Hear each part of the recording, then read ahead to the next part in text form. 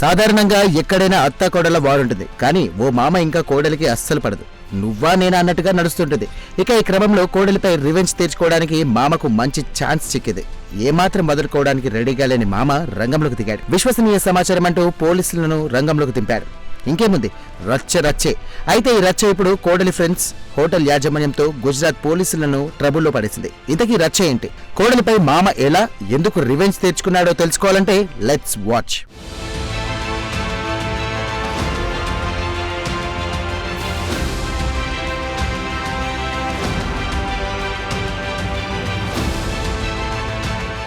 గుజరాత్ సూరత్లోని డామస్ ప్రాంతంలో ఓ హోటల్ గదిలో ఓ 6 ఫ్రెండ్స్ కలిసి ఫ్రెండ్షిప్ డేను సెలబ్రేట్ చేసుకుంటున్నారు. ఓ ఫుట్బాల్ను మధ్యలో పెట్టుకుని తాగుతూ చిల్లవుతున్నారు. ఇంతలో పోలీసులు ఆ హోటల్ రూమ్ పై రైడ్స్ చేశారు. 6 అదుపులోకి తీసుకుని ఫుల్ ఆఫ్ బాటిల్స్ తో పాటు 6 గ్లాసులను సీజ్ చేశారు. ఫ్రెండ్షిప్ డే రోజు ఇలా ఫ్రెండ్స్ కలిసి మందు కొడితే తప్పేముందనుకుంటే మాత్రం నేరమే.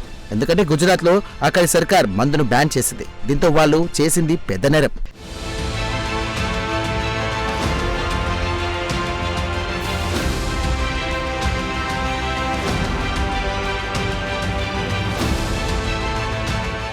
ఇక ఇక్కడ సీన్ కట్ చేస్తే గుట్టు చప్పుడు కాకుండా మందు తాగుతుంటే ఈ విషయం పోలీసుల వరకు ఎలా వెళ్ళిందనే దాని వెనుక ఓ పెద్ద రివెంజ్ స్టోరీ ఉంది.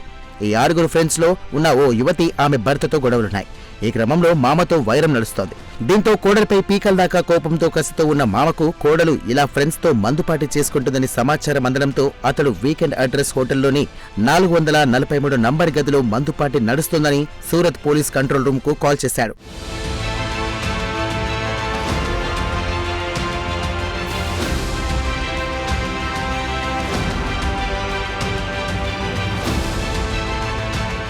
ఇక మామ కోడల గొడవ ఇప్పుడు కోడలి ఫ్రెండ్స్ తో పాటు హోటల్ యాజమాన్యంతో పాటు గుజరాత్ పోలీసుల మెడకు చుట్టుకుంది.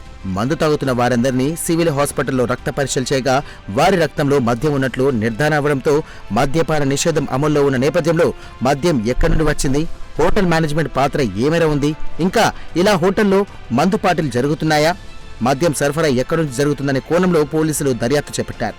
ఇక మామ కోడల్ రివెంజ్ ఇంతమంది కొంప ముంచిందని ఈ ఘటనపై నెటిజన్లు కామెంట్లు పెడుతున్నారు.